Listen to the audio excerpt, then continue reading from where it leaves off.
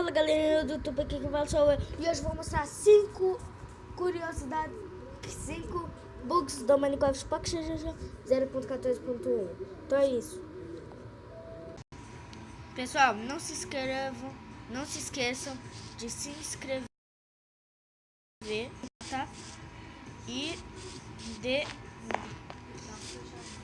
vão dando like aí para o vídeo dos 5 bugs. Primeiro bug, pessoal, é do raio-x. Vai dar pra... Ó, vocês vão ver. Vamos lá embaixo. Vai ter que ter um carrinho com trilho embaixo, calado, e qualquer folha de qualquer árvore. Aí aponta pro carrinho e aperta montar. Você vai pra cima, dá pra ver até o buraquinho lá, né? Aí você dá pra ver. Vamos para o segundo bug. Pessoal, eu vou falar da flecha que se multiplica. Você vai precisar de um arco e de mais ou menos 2 flechas. Aí você vai pegar e vai dropar e pá! Opa, não deu certo, tá, pessoal? Você vai apertar e vai segurar. Aí, what? Tô com 3?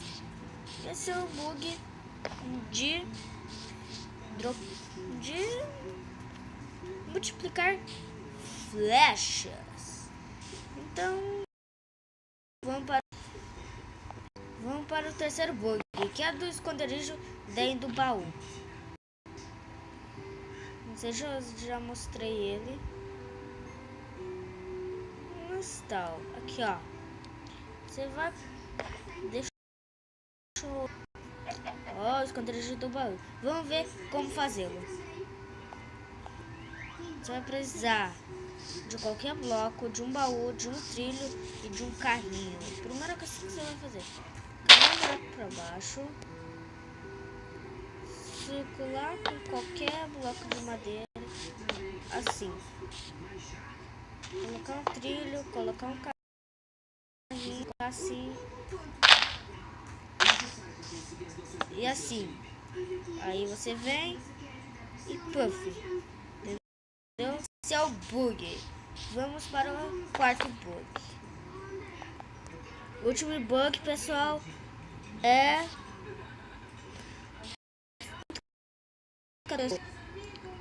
tem um bug que é assim. Deixa eu tirar essas coisas do meu inventário, porque senão vocês vão achar que eu tô fazendo.